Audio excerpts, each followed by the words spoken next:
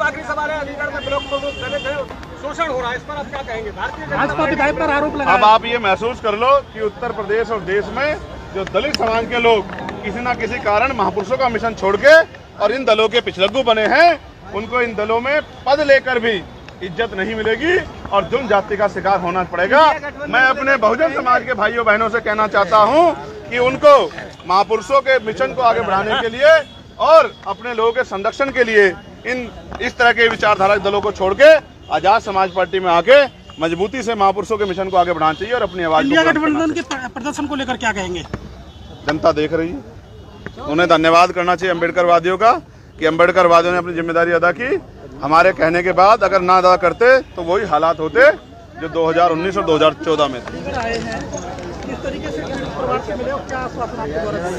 देखिए, मुझे कहने में बड़ा कोई संकोच नहीं है कि उत्तर प्रदेश में अब बोली लगा के दलितों की हत्या होने लगी।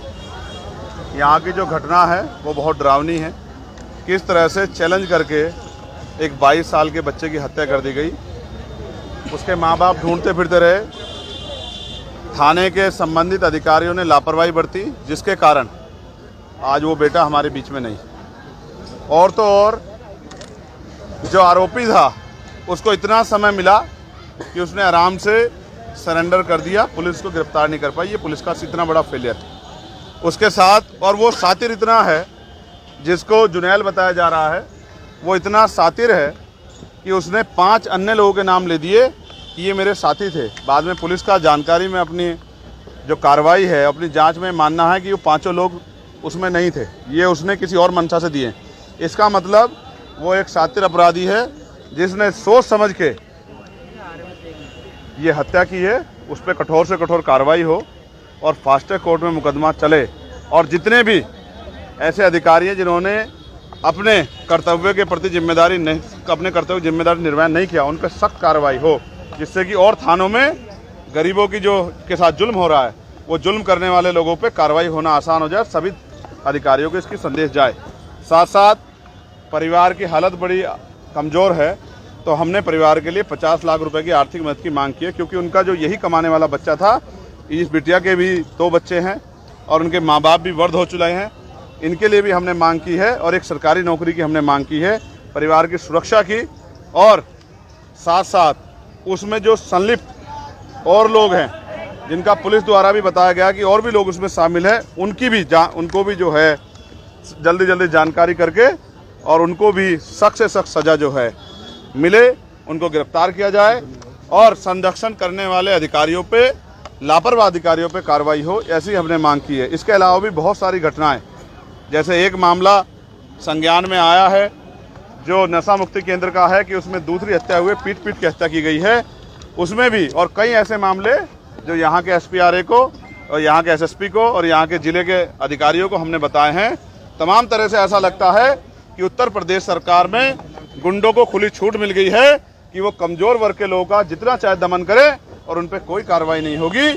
हम ये उम्मीद करते हैं आज की इस घटना के बाद, और ये जो हजारों लोग आज यहाँ अलीगढ़ में इकट्ठा हुए हैं, इनके आक्रोश को समझते हुए जिला प्रशासन, पुलिस और सरकार इनका मजबूती से संज्ञान लेगी, और अगर नहीं संज्ञान लेगी तो हमें अपने लोगों के संरक्षण के लिए एक बड़ा मोर्चा जो है जिले वाइज निकालना पड़ेगा। हम किसी भी कीमत पे जुल्म जाति बर्दाश्त नहीं करेंगे और गुंडों को सजा मिले, इसके लिए हम लगातार संघर्ष करते रहेंगे। हमारी ये मांग भी है कि लापरवाह अधिकारियों को चार्ज ना दिया जाए, गैर जिम्मेदार अधिकारियों को किसी भी कीमत से चार्ज ना दिया जाए, और गुंडों की मदद करने वाले अधिकारियों पे मुकदमे दर्ज करके कार्रवाई की जाए। तब जाके मैं लोकसभा में भी और लोकसभा के बाहर भी आपको आश्वस्त करता हूं कि उत्तर प्रदेश के और देश के दलित, पिछड़े, मुसलमान, आदिवासी, तमाम महिलाओं, किसानों, मजदूरों के मुद्दों को बड़ी मुखरता से हम पार्लियामेंट के अंदर भी और पार्लियामेंट के बाहर सड़क पे भी मजबूती से उठाएंगे, और गुंडागर्दी करने वाले लोगों को किसी भी तरह के संरक्षण के बावजूद भी उनकी सही जगह भेजने के लिए पुरजोर ताकत से आंदोलन करेंगे, संघर्ष करेंगे। भले ही हम लोकसभा के सदस्य बन गए हों, लेकिन हम सड़क की संघर्ष का रास्ता नहीं छोड़ेंगे, क्योंकि जब सत्ता तानाशाह हो जाएगी या सत्ता अहंकारी हो जाएगी तो सड़क का रास्ता ही गरीबों के न्याय के दरवाजे खोलेगी, ऐसा मेरा मानना है। भरोसा प्रशासन ने दिया, उसे आप आश्वस्त हैं, धरना खत्म हो जाएगा क्या? देखिए पीड़ित परिवार, देखिए एक प्रोसीजर है और हमने प्रशासन से बात की है, वो कुर्सी पे हैं, ऑन चेयर होने के कारण उन्हीं को काम करना है।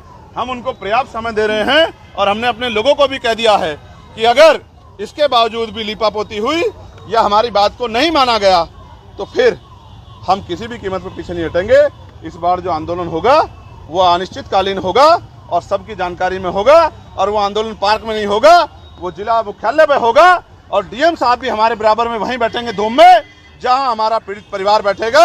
अगर हमारे पीड़ित परिवार के आंसू निकलेंगे तो यहाँ के अधिकारियों का पसीना भी वहीं छूटेगा, इस बात का भी हम आश्वासन देते हैं। आप करता हूँ कि वो अनिश्चितकालीन आंदोलन हमारे नेतृत्व में ही होगा।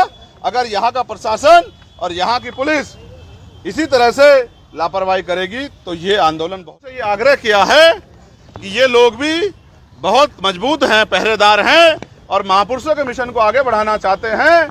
आज इन्होंने अपनी शक्ति बल से ये भी स्पष्ट कर दिया है कि अब ये किसी से झुकने वाले नहीं हैं और डरने वाले नहीं हैं। तो मैं मानता हूं कि आने वाले जो उपचुनाव है, जो खैर का प्रस्तावित उपचुनाव है 6 महीने के अंदर होना है, मैंने इनसे मांग भी की है कि सिर्फ झंडा और नारे से आगे बढ़ के अब ये उस विधानसभा की बूथ कमेटी, सेक्टर कमेटी, विधानसभा कमेटी तैयार कर लें और एक एक वोट भाईचारा बना के आज़ाद समाज पार्टी के समर्थन में लेकर आएँ। और जो आवाज़ जिस तरह इन्होंने दिल्ली में अपनी आवाज़ पहुँचाई है तो अगले 6 महीने के अंदर उत्तर प्रदेश की असेंबली में भी इनकी एक मजबूत आवाज़ जानी चाहिए, जो यहाँ के कमजोर और हक वंचित समाज के लोगों से, यहाँ की सरकार से आंख में आंख डाल के। ये पार्टी का इशू है, मेरा इशू नहीं है। पार्टी के नेता खड़े हैं, मंत्री जी खड़े हैं और प्रदेश अध्यक्ष जी और जिले के मंडल के लोग, इनका फैसला, मैं तो वर्कर। प्रियंका गांधी वायनाड से चुनाव लड़ने एक सेकंड, आपकी पीड़ित परिवार से बातचीत हुई, क्या लग रहा है राजनीतिक दबाव है इस मामले में आरोपियों को? देखिए मैं मानता हूँ कि यहाँ के जो एसएसपी हैं मैं उनको पहले से जानता हूँ, एक अच्छे अधिकारी है। मैं उनसे ये भी उम्मीद करता हूँ, उन्होंने मुझसे बताया है कि बहुत देर से मेरे संज्ञान में मामला आया, लेकिन उन्होंने मुझे आश्वस्त किया कि वो किसी भी तरह के दबाव को ना लेते हैं और ना इसी मामले में लेंगे। लेकिन अगर हमें कहीं, क्योंकि न्याय करने से ज़्यादा न्याय होना बहुत ज़रूरी है, दिखना बहुत ज़रूरी है, कहीं भी अगर हमें अपने स्तर पर लगा तो फिर हम इस संघर्ष को आगे बढ़ाएंगे। प्रियंका गांधी वायनाड से चुनाव लड़ने जा रही हैं, क्या कहेंगे आप? बधाई हो उनको।